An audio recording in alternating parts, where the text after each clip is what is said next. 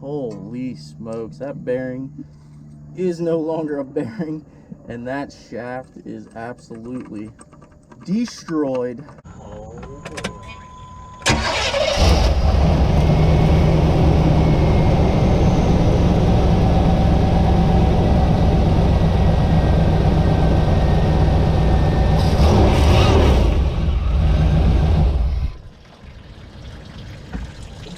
Blue line is tempting. What do we do? What did we done did?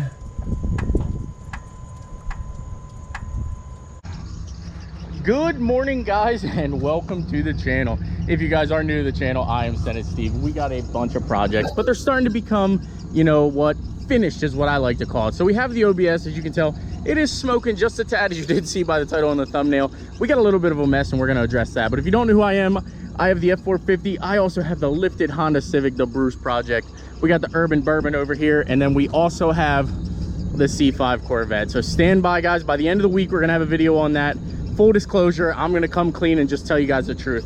But before we get started on this video, I wanted to actually go ahead and kind of show you guys a little bit of a how to diagnose things, you know, whether it be sounds, noises, tensioner failure, part failure, kind of sort of things like that, kind of sort of things along that line. So basically, one of the things that was with this truck from the beginning was that it was in an accident. As you do know, Mike Street Speed 717 and I purchased this off of him, but it was hit hard over here and it needed a steering box. So when I went ahead and put the steering box in, then there was no longer a power steering leak, and well, we now have our issue that we have now. So I'll go ahead and pop the hood here and kind of show you guys what we have going on. I think I did kind of show it in my last video. It was when I put the rack, or when I put the gearbox in it, I'm not sure, but I wanted to kind of go ahead and show you guys a little bit of the issue that we have here. So when you pop the hood here, you can see this pulley here is really slinging things. So the back of the pulley, there's actually a piece of the belt flying around. Not sure if the video will catch that, but there's a piece of the belt flying around.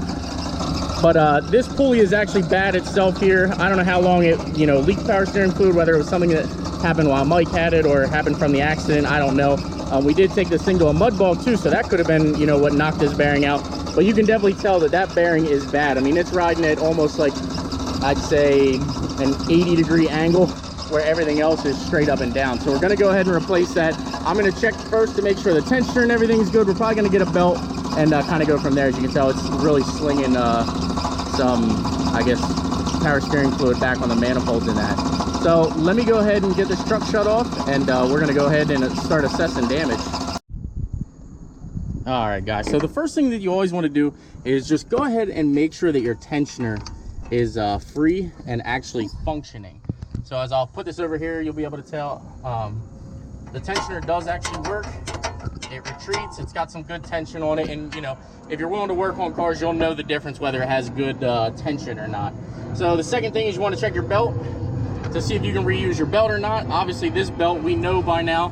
Sorry about the airplane going over noise overhead. Yeah, sorry about the airplane. But yeah, as you can tell, we are going to just go ahead and replace this belt because as you can tell, it is shredded and torn down. But if you would, you know, want to check that, definitely check the ribs, make sure there's no cracks. You can tell this one, had we caught this sooner, it would have been a good belt and you could have reused it, but we're going to go ahead and replace it anyway since it's, you know, kind of old and dilapidated, plus it's missing an entire rib. So second thing you want to do is kind of clean up the area. As you can tell, the belt has made its way around the fan clutch here, so you're going to want to get off as much as possible. Kind of just spin it with the direction that it goes, because you don't want that to stay in there and keep flapping, because it'll just destroy other pulleys if it gets behind and things like that. So go ahead and get as much off as possible. Luckily this is basically the entire rib right here, so I will be able to get the whole thing off, but sometimes you won't be able to get this lucky, and you'll actually still have part of the ribs stuck inside. As you can tell, that is actually the entire rib that we're missing off of that belt. So as you can tell there, it is actually all off of that pulley. There's none no remnants anywhere, but sometimes they will get like lodged behind the alternator. They'll get lodged behind the AC compressor, the tensioner, things like that. But right here is actually your power steering pulley that, you know, we're going to replace, as you've seen earlier in the video. So let me go ahead and get the tool that I need, because you need a special tool for this. And this is kind of why I decided to show this video and this part too, is because you do need a special tool to get this off, and I happen to have one. So let's get I'm gonna go ahead and take the fan shroud out of the way. That'll be easier. This will just kind of move back out of my way, and we'll just keep going from there. I'll show you guys the easiest way to do it rather than the struggle way, because nobody wants to really struggle. So if you guys take some of these steps, you'll be able to do this easily, and you won't get frustrated. So let me get this fan shroud out of the way here. It's just 10mm bolts up top. This one's already broken off, but up top, and then on the bottom there's 1, 2. Same with the other side.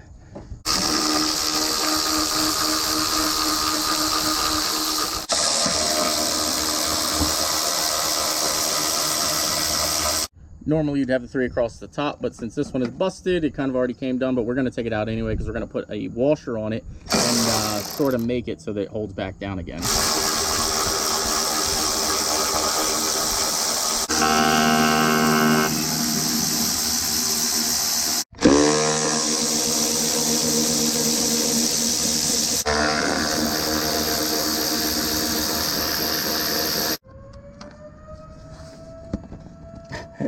Sorry about the noises, guys. It is freaking funny. Every time I try to film, the freaking sirens go off, or helicopters or airplanes go overhead.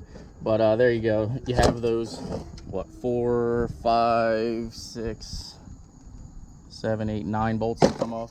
4, 5, 6, 7 bolts that come off. Then your fan shroud's out of the way. And now, as you can tell, you have easy access to this here.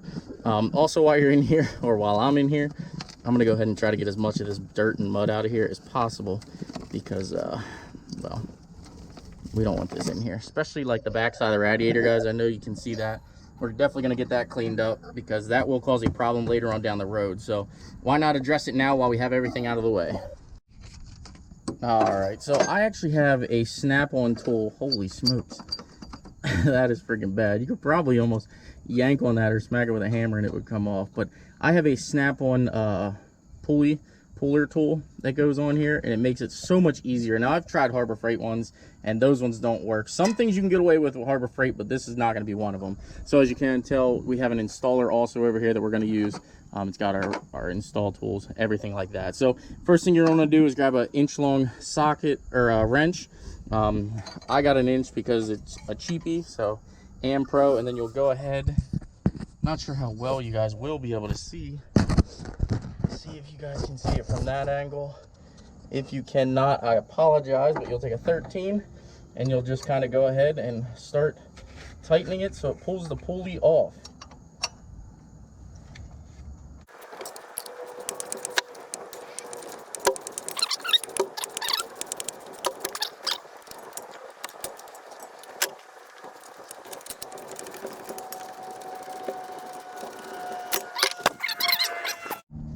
Holy smokes, that bearing is no longer a bearing, and that shaft is absolutely destroyed. All right, let's get it out, get the old pump out, and get the new one installed. All right, so there should just be 3 bolts. This one here, and this one here to get this pump out, so let's go ahead and get them out.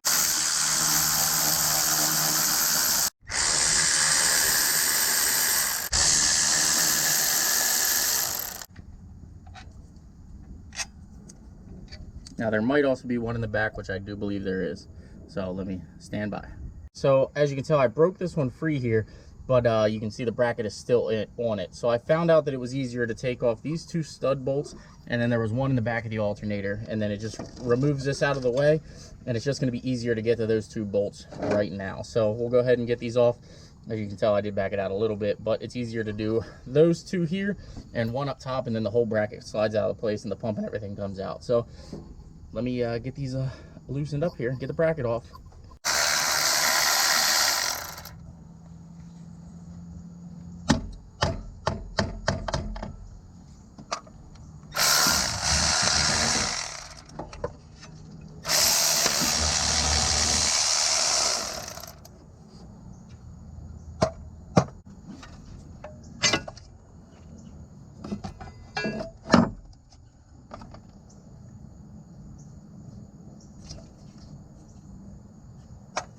now that that's out of the way, we'll come in here and now, I don't know what I did with my ratchet. I think it fell, or my wrench, but we'll go ahead and just break this one off here. And then you'll actually also have to go ahead and disconnect the line right here, and then you'll want to get a worm clamp to put back on there, because if you don't, it will leak. So we'll get this off, and then your pump is out of the way. Then we will jump in the urban bourbon, and go get ourselves a new pump.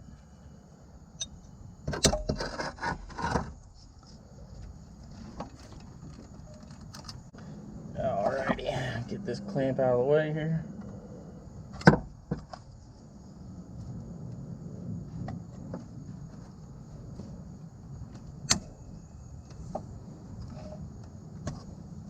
Don't worry about messing this clamp up, guys, because you are going to reuse it, or not going to reuse it. Alright, go ahead and slide this out. Definitely put a catch pan under there, guys, because you're going to drip some fluid. But there you have it. Your power steering pump is out. Alrighty, well, we went down and grabbed some parts here. We got some, we got a new belt, so we won't need that old chewed up one anymore. We got some power steering fluid. And of course, we got the new pump. So let me go ahead and get it out here, and we're going to get it into place. It did actually start raining here, so I'm going to try to hurry up as best I can, because obviously I don't want to be doing this in the pouring rain. So if you don't see much video from here on out, I'm sorry, but I'll see you when I'm done. But I'm going to set the GoPro up. I just don't know what angles it's going to catch, so stand by.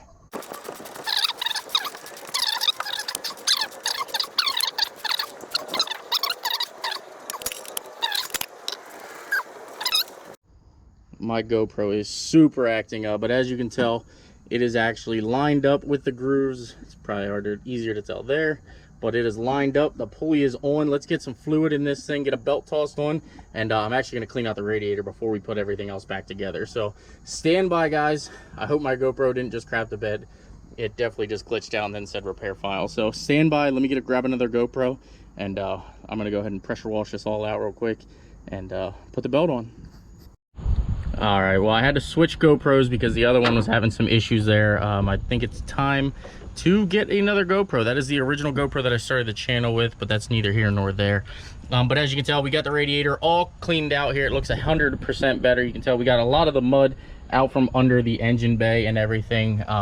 So the reason I did that was just kind of sort of a fresh start. Plus, with all the mud in the radiator, I was getting a bit nervous that it was going to start to overheat and have issues. So we decided just to clean it out now and get it done. And let's get the belt tossed on, get the fan shroud in, and get this thing fired up and see if we have power steering. New belt is on. Everything else seems to be spinning freely. I did spin everything, which I kind of forgot to show you guys.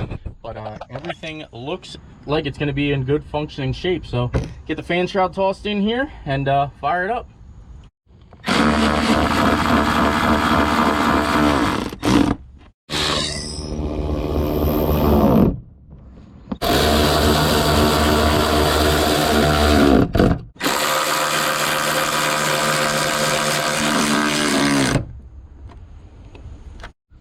All right, and like you've seen from the beginning that these were actually broken out, this one and this one, so we went ahead and put a bigger washer on there, and now it's going to hold itself in place.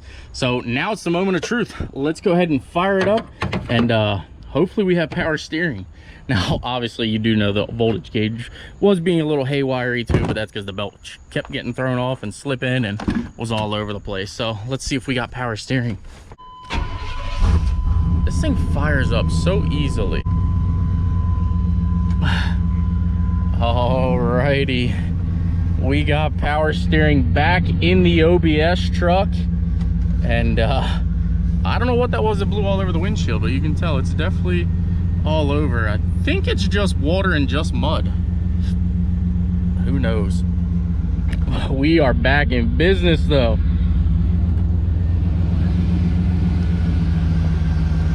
Yes. Yes.